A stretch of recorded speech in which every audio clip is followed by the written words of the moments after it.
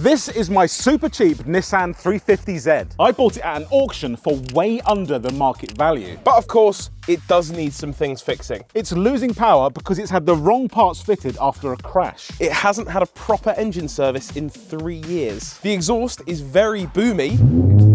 And the engine never gets up to temperature. So we're going to fix all of those things and throw in a few modifications and get this car back to its former glory. I've got a £1,500 budget, although I'll have to sacrifice £145 of that money, as in the last episode we decided that for every horsepower my car had lost from the factory figure, I would lose £5. Luckily for me though, this 350Z only cost me £3,200, so I've still got £300 left over from my original budget. So first order of the day is a service. As far as I'm aware, this car hasn't had a service in almost 20,000 miles and 3 years. And on a car like this, that's probably been treated quite hard, that's no good. So we're going to drop the oil, have a look, and put some fresh oil in.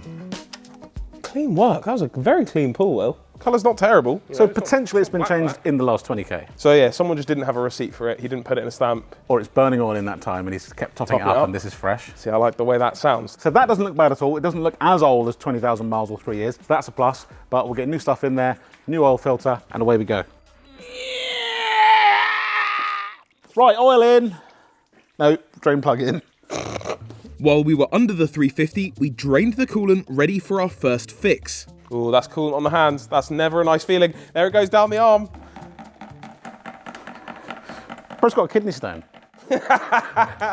And the good thing is it looks like coolant. That's a good colour for coolant to be. So you might be wondering why we're draining the coolant, and that is because this car has a dicky thermostat. So when we mentioned that the car doesn't get up to temperature properly, that is because of the thermostat, and Edwin is now going to explain that. All it really does is it's a door. It just opens and lets coolant through. So your engine, while it's running and getting up to temperature, the coolant circulates within the engine, and once it gets too hot, this little door opens. He knows the temperature he needs to open at, and the coolant will come down into the front of the radiator. The air will cool the coolant, and then colder coolant will come back into the engine, and that temperature will pop right back down to the degree that it should be working at. When these thermostats get old, they can sometimes get stuck open. The coolant is running around the engine all the time and not getting as hot as it should be, because your engine needs to be at a certain temperature to work as best as it can. This was £50. Also, this is a cool running one. This will open earlier, so it doesn't let the engine get quite as hot before it starts to cool things down. It's just slightly safer. So with the coolant system fully drained, we got on with installing the new thermostat, which meant we'd have to remove the air intake. I'm taking the airbox out because the thermostat is just down there. I may need to remove this bottle as well, but also I'm putting new air filters in anyway, so perhaps a couple of birds and one stone.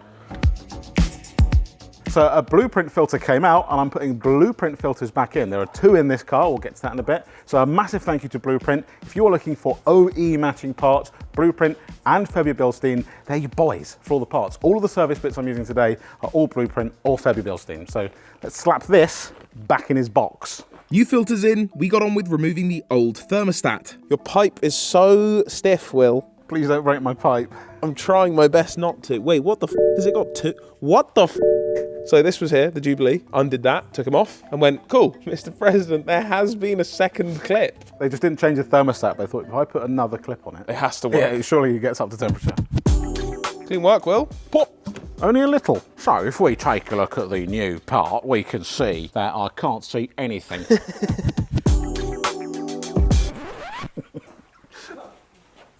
Whose dog is that? There you go. Ugh, definitely needed. Ooh, it also looks old. Before we go any further with the 350, this is a quick reminder that if you're buying a used car, you should always run a car vertical check. That's right, because every single day, hundreds of cars get written off and some of them get put back on the road in an attempt to hide their dodgy past. But with a car vertical report, you can find out that shady history. All you have to do is enter your reg number or your VIN, and a car vertical report will tell you if that car has been crashed, stolen, or clocked. Now, while we think that this car has been in a little front end bump, we know that the previous owner didn't go through insurance because it's still got a green tick for odometer, finance, and damage. So this car does have a clean title. This Audi R8 hasn't been so lucky because, as you can see, we've got a yellow marker for damage. And if we scroll down, we can see it looks like it's been in the the mother of all crashes. Look at that. It is barely recognizable as a car anymore. Now, you're unlikely to see this car back on the road, but some people might try and take the VIN, put it on a new car in a different country or a stolen car, and then claim that it's got a completely clean title. With a car vertical report, you can find out this shady past. So if you're ever buying a car, van, motorbike, or the cheapest 350Z in the country, make sure that you're on a car vertical report to make sure that the price you pay for it matches its history. And as an added bonus, Car Vertical are offering you guys 20% off when you use code TDC. Now that is going to be way better. With the new thermostat in, Edwin decided for some reason that it would be a good idea to clean the engine bay, and once he'd made it sparkle, we moved on to the next thing. I'm going to take the wheels off because I'm going to put some new tyres on. I've got 3 different brands of tyre on this, and I've also got a completely flat tyre at the back, which was nice to come into this morning. What the hell? What a stupid contraption. Ah, and then you go in there. That's classic 350Z activities. Could service it. No, instead I'm going to buy some shiny locking wheel nut bolts. Wheel off, I was surprised with something quite cool. I've got spacers. I just spotted that on the other side. I was going to buy those, and I couldn't get them on my budget, but here they are. It didn't look like it. It didn't. And H&R spacers, that's a spendy boy. Edwin then got busy cleaning again, so I removed the rest of the wheels. This is the one that had the flat tyre, like proper flat, and there is the reason why. But that's fine, because I'll now have 4 matching ones going on. Calipers cleaned and looking fresh. There we go. It's a bit better. We dropped the wheels off to have some new tyres fitted, and then came back to finish the service, which went well. Wheel! Slow down! Well, you just pulled him out. You are spilling it all over the floor. Look at this. With that done, it was time for some bodging. So I'm putting the airbox, which is the part of the intake system for this car. As you can see, there is a hole there. When I put it down here and fit it all up, there is also a hole here. On the other side, that hasn't happened. We found out last week when we took this to Horsham Developments that this panel here has likely been replaced from an older car, which have 1 intake. This car has 2 intakes, so there is no air getting into the airbox, or there's some, but it'll be very hot air. It's not the air I want. This whole panel here goes all the way down here. It's the whole radiator support, so we're gonna have to make a hole. If there isn't a hole, let there be one. One thing I haven't checked is what's behind this. So far, so good. Pilot holes drilled, I was ready to cut, but not before I'd put on some safety equipment. Oh, that's just the right size. Listen, if you feel more comfortable without the safety equipment, I will take it off. So with that, I cut a professional looking hole in the 350's front end. Air hole. This hole has been cut, but as you can see from this one, it has a hole here, but it also has free rein down here. Much like our toilet, he is blocked. Bumper now removed, we cut open the blocked section so that air could flow freely again.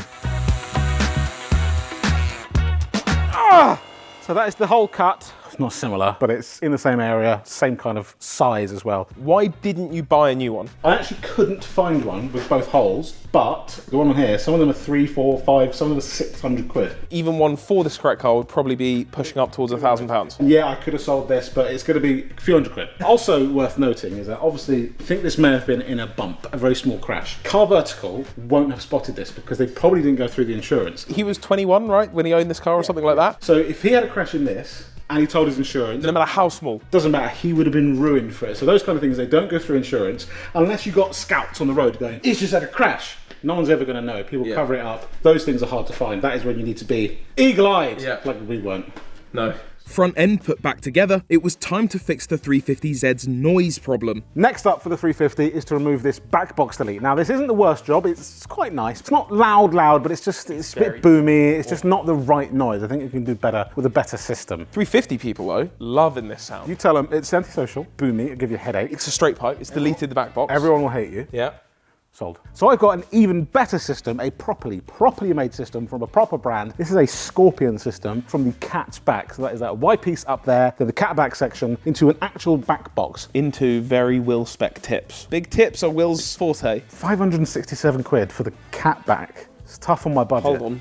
What about the Y pipe at the top? Scorpion, they love us. You get free parts. They said that could be free because otherwise it won't fit in my budget. Let's try and get that one off. But that would be harder than expected. Here we go. Cut the rusty nubs off. Oh, sorry, hello. As you may have heard from that, you heard rusty nubs. It's just become one. I have already used the drill with a wire brush to clean them up as much as possible, and that's the after. He's now quite round. So we took the only logical next step.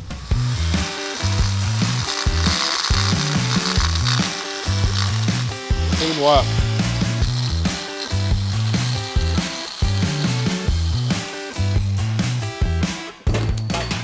This piece cut off and disconnected. Now we can take the rear section out. Which went well.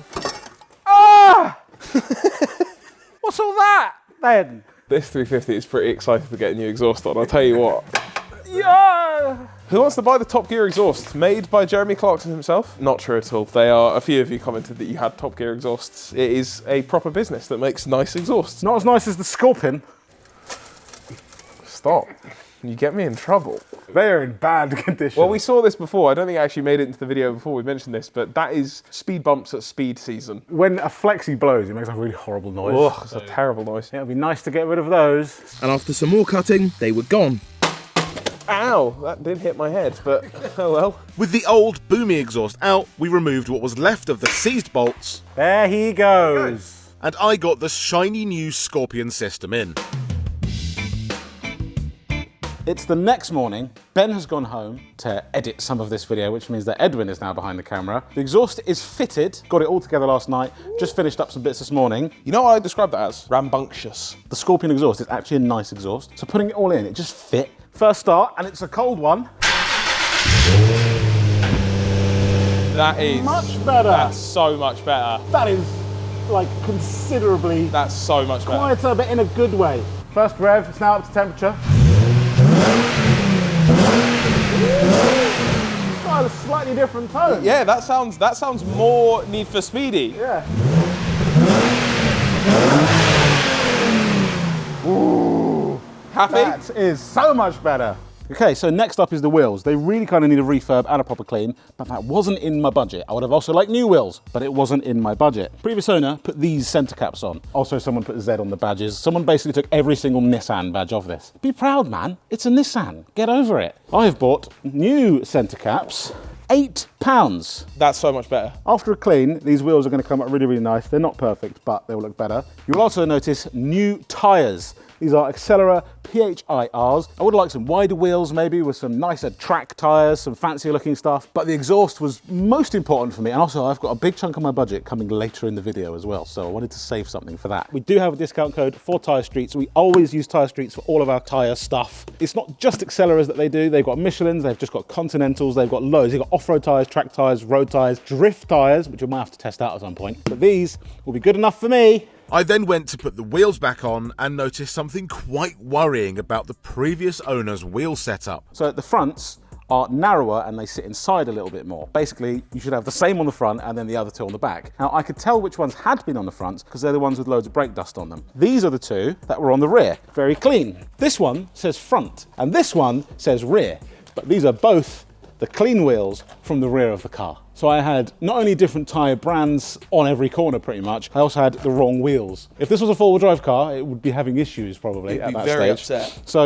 let's get these on properly. So for people who haven't seen the last episode, there is a considerable tear there. It's a weird tear for 106,000 miles. There's also some residue looking sort of stuff. Fortunately, there's so many spare parts available for these cars because people are probably putting some £30 bucket seat in here. So here is my new seat, £50 this cost me. This is a driver's seat. As we can see, there's a little bit of wear, but there are no holes in the bolster there. And I'm also hoping this might fix one of the very weird issues with this car at the moment. I'll show you that. So, driver's seat. It should go back and forward electronically. If we push back on this switch, he goes forwards. I push forwards, it goes back. I step in and I think, oh, my seating position is not quite right. So I'll go forwards. So do you want to go forward? Yeah, I'm just going to go forwards. And then You know in Indiana Jones when he quickly swaps things out, he swaps the bag of coins for the precious treasure. That's what the Nissan's doing. if I get under there and I find twist and tape and electrical tape and bad soldering, I'm going to be very upset. But what Will found was much, much worse than that. Oh, God. What?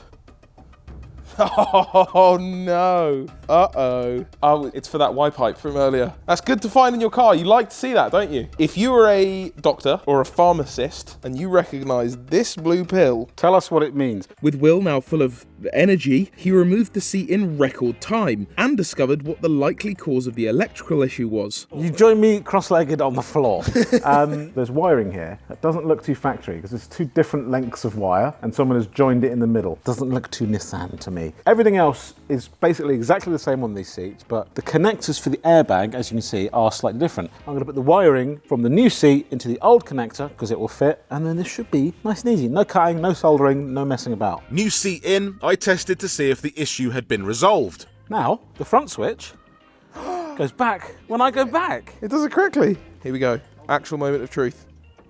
There we go. You no longer have a weight-sensitive seat. Interior is done. What I've done is I put some leather dye on the worn bits, so on the bolster there and on those orangey bits. I think that looks way better. Silver gear sticks around with the original leather gaiter as well, which I think looks way better. So that's the interior, basically done. The next order of the day is these black badges. But this, I got some replacement Nissan badges. Again, this says Z.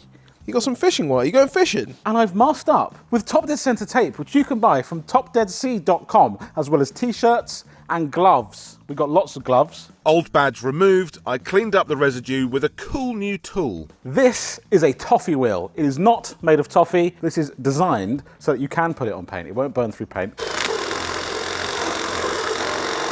I'm just scrubbing that guy off. Residue gone, Will installed the shiny new rear badge. He's now looking like the car he was born to be. That is such a small thing that makes this so much better. While doing the front badge, I noticed something that also pointed to this car having had a new front bumper. That's orange. That looks like 350Z orange. More orange? There's some orange under there. Remember, like our Focus ST, tried the orange front bumper for a while and then went, you know what, let's go back to grey. Don't worry about it. You definitely didn't crash into someone. Badges installed and looking great, it was time for the final visual tasks. I want to polish up these headlights. I have tried polishing headlights multiple times in my life and I've ruined every single set. Can you teach me and also the viewers how you do it? I don't really know which pad I'm using. I just try to be a bit more careful with it sometimes. That might be my number one issue. I use a compound and then maybe a slightly more heavier cut or like a medium cut polish and just sort of gently keep on going through it. See if you can make it a little bit clearer. And then the other thing you need to do is coat them afterwards. And why do you mask it? Now, getting on the paint is probably not the end of the world. Under here, there are rubbers. If you get polish on those rubbers, you're just going to get a nasty white stain on it. You'll see it on some cars. They've just thrown a polish around the car and you'll have these horrible lines everywhere where there's just dried polish. Also, if you're doing a wet sanding or anything like that, if you slip and get it on your paint, Goodbye paint. So again, what I'm using is slightly more forgiving. Cut back to me when I've messed it all up. But thankfully, I didn't mess it up at all, and the 350's headlights came out looking better than ever.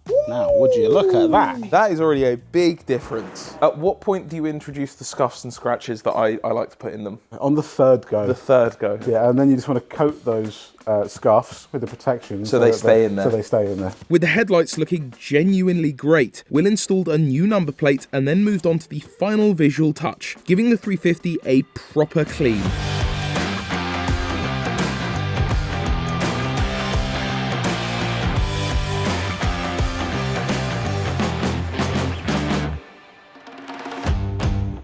This is so good. It has gone from a cheesy remake of Fast and Furious to Gran Turismo 4. So, front, new number plates, new chrome badges as well, rather than the Z badges, polished headlights. So good. Under here, we've done a service, a new thermostat, new oil filter, new air filters. We've also cut a hole just under here so we can now get air to that intake. Now, these nasty aftermarket LEDs have gone. There should be reflectors in there. I did have reflectors, but it turns out they were the wrong ones because I think this is the wrong bumper. So I've just left them as like a vent. Wheels have been given a good clean, and also we have the correct wheels on each corner now rather than odd. Overall, the bodywork now looks much cleaner now we've actually cleaned it. This has never had a clean since I picked it up. This has just been dirty ever since. So inside, I fitted a new seat, standard seat. This was £50, and then to replace some of the worn bits on this, I've used some leather dye to cover up the wear on the bolster. Also, it now works as it should with all the electrics. I replaced the gear knob surround with an original one, which is the metal finish, so it matches the steering wheel and the bit on the dash. One of my favourite bits though, at the back. That exhaust, it's way quieter. Some of you might be going, oh, it sounded better before, but to live with and to drive on a road trip, which is what we're planning on doing with both of these cars, that is going to be way better. I think the tone is slightly better as well. Also, it's a shiny new exhaust system. You can't beat that. That looks nice. It's just a nice, clean 350Z. So now we're going off to Horsham Developments to get this car tuned, see how much extra power my hole has made, and also see if they can squeeze some extra out of it afterwards. So we are here at Horsham Developments now to get the car remapped. Last time we were here and we had the car dynoed, the guys told us off camera that it might have been remapped before because the fueling was a little bit funny and it was potentially a little bit dangerous. Now, while we might not make massive power gains today because it's NA, we are going to make it way safer and much nicer to drive. This is the final chunk of my budget, £450. £450, but if it means the car survives, it's kind of worth it. I'll take that. The guys at Horsham are going to do a baseline run now to see if our intake hole and our servicing and our other bits have made any gains. Oh, a bit more mid-range. Oh, 286, 3 horsepower roughly. Off cutting a hole in a car. Now, this car, it's not turbo, it's naturally aspirated. So we're not expecting to see the gains that we saw on our 335i, for instance, or when people make 1,000 horsepower on a Supra. Like, we're gonna see a few horsepower at a time at most. With the new base power figure, Jez from Horsham Developments installed a new base map to see how it would work on the car. So he's going to do another run now to see what sort of gains he's going to make there. Then after that, he's going to fine-tune the map to try and get the best gains out of that car. So let's see what it runs now. Look at it climbing! Will! Hello! 288.8! We're making gains. We're making gains. We're now 5 up on our original number. With the base map giving us a little more power, Jez fine-tuned it to make it absolutely perfect for Will's specific 350, and after multiple runs to see how much more we were making... 291! That's a more. tiny bit more. 293! That's a good gain. we had a final number. I believe this is the final run. Here we go. Oh, yeah, you picked up a bit there. Tiny bit. Oh, there's some more. Surely. 293! 10 horsepower on an NA car. It's natural. We don't have a turbo here to just keep upping the boost. So 293, 10 horsepower gain is significant on an NA car. You'll feel that. Okay, so that's the mapping done. Almost a 10 horsepower gain from what it was last time. Cars that are tricky or there's something wrong with them take quite a long time to map, and this one was as I'd expect, you know. All the fueling did exactly as I expected. It was a little bit knocky, which is detonation, but I've tuned that out, and the fueling's been mapped so that it's optimal for power now. That's not bad. Almost 10 horsepower. Yeah, it's for what really it is. good, And is yeah. that roughly what you see from those It gains is. wise? Yeah, we normally quote between 5 and 15 horsepower gain, which is what you've got. The air intake temperatures were all good after you've made your extra hole in the front there. So basically, all in with the mods and the fixes I've done, I'm in for just under £5,000. So for that on a HR, that's pretty good value. That's right? really good value, yeah. Normally they go for a lot more than that. I'm over the moon with it. It looks way better now. All of the badges and the headlights, everything looks way, way better. I'm so pleased with it. If you've enjoyed this video, you should go and watch the last video where we bought these cars, and make sure to subscribe. We'll see you next week when we modify the Porsche.